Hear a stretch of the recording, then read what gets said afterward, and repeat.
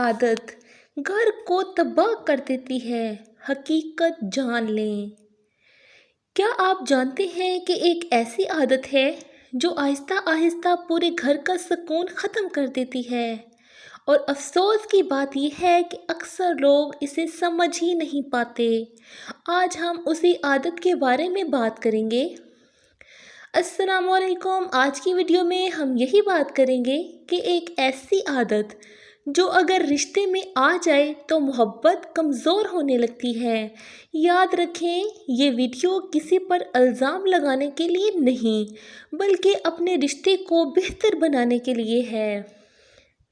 मनफी रवैया और मुसलसल शिकायत वो आदत हैं जिसके जब बीवी हर बात पर शिकायत करे, हर चीज़ में नुक्स निकाले और मुस्बत बातों को नज़रअंदाज करे तो घर का माहौल आहिस्ता आहिस्ता बोझल हो जाता है।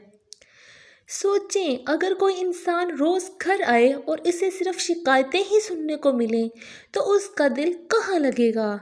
ऐसा माहौल ना सिर्फ शोहर को दूर करता है बल्कि पूरे घर की खुशी ख़त्म कर देता है। डीप इनसाइट यानी ये आदत अक्सर जानबूझकर नहीं होती, बल्कि स्ट्रेस, थकन या समझ ना आने की वजह से पैदा होती है। लेकिन अगर इसे कंट्रोल ना किया जाए तो ये रिश्ते को कमज़ोर कर देती है।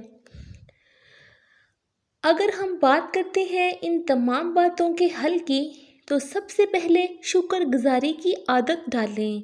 जो चीज़ें अच्छी हैं उन पर तवज्जो दें। घर का माहौल मुस्बत रखें।